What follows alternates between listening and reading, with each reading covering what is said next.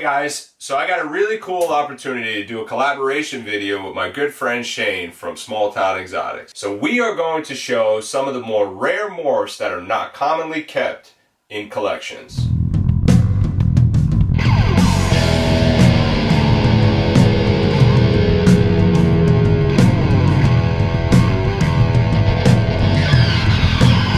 Whoa, whoa, whoa, wait a second there, buddy. Sal's not gonna just come in here and steal my intro and steal my thunder. First we do the shirt shout out. Mojave Reptiles, thank you Nazar. Love the shirt. I guess I'll hand it back over to Sal since I cut him off mid-sentence. So I'm going to show you a few of the rare genes that we keep in our collection. So what we have here is the Mario gene.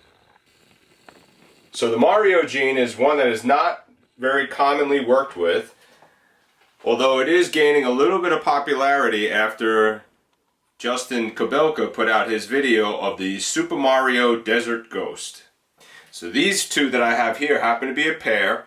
This is a pastel leopard Mario, and this is a leopard Mario. And these are both het for Desert Ghost. The Mario gene, a couple of the characteristics are this cool little mustache underneath the chin, and this really cool line in the belly pattern.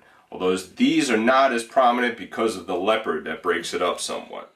Well, I got something to add to that Mario gene, and I think it would make a sick combo. How about the Redhead gene?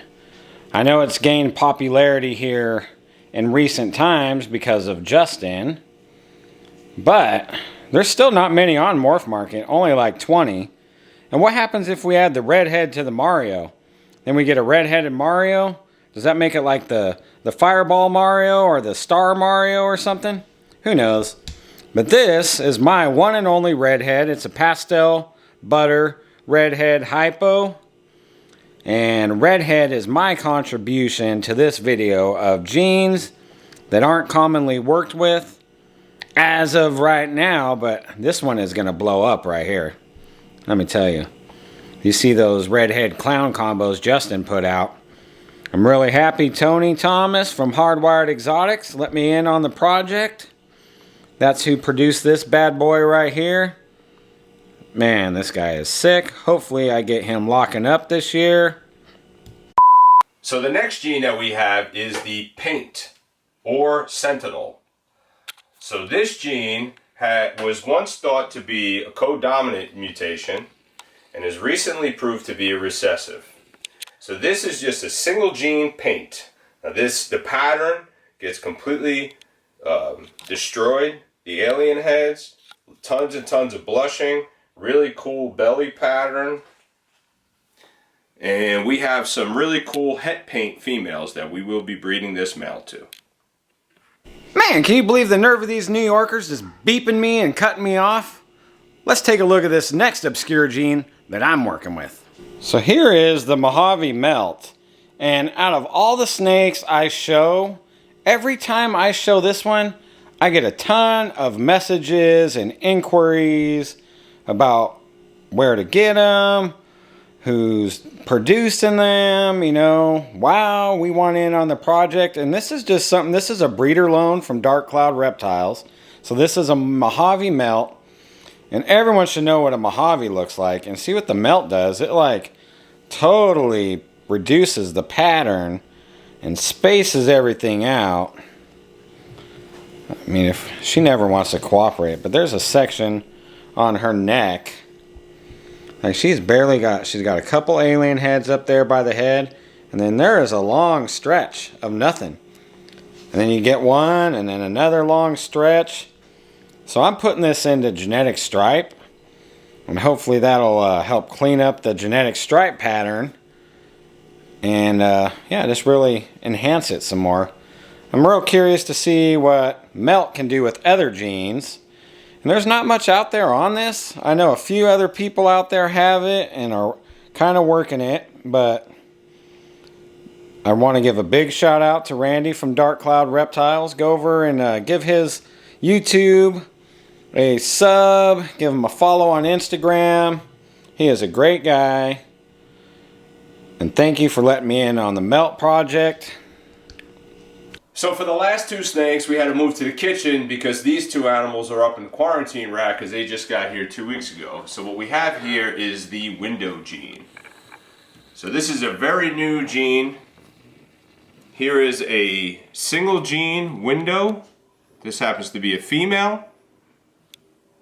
Notice a lot of the granite type markings inside the alien heads. And this looks very different than a normal. And here we have a blackhead calico window. So if you've seen what a blackhead calico looks like, and then when you add window, it completely destroys this pattern and adds some pretty cool highlights to the snake. So those are just a few of the more rare genes that we're working with here. So thanks again, Shane, and I hope you guys enjoyed. Strike first, strike hard, no mercy! And next up we have the extreme gene. So both of my extremes are tied into my sunset project. And the male is really active. So he is a pastel extreme gene het sunset. And I mean, I know hets play a little influence, but you could tell by the pattern on him that pastel usually jumbles up the pattern. The extreme has made the pastel hold its color and reduce the pattern. See the melting on the tail? See how everything's kind of stretched out? There's not much eyes in the alien heads or keyholes. One of the key things is that melting pattern down there by the tail. But when you open the tub for this guy and you're thinking just a pastel, you're very surprised by what the extreme gene does. And then right here is a pastel extreme gene visual sunset. So I don't have a normal sunset to compare this to, but this is the identical thing as the male, just a visual sunset. So I'm excited to work with extreme, and who knows, maybe a super extreme sunset will be a cool animal. This is my female in the project, and I have some more in the sunset that will be coming of age for breeding hopefully in 2022. But my male here, he could be breeding later on this year, possibly. So I'll keep you guys posted on that. And Extreme Gene's been around for a while. It originated with like Ken Masick.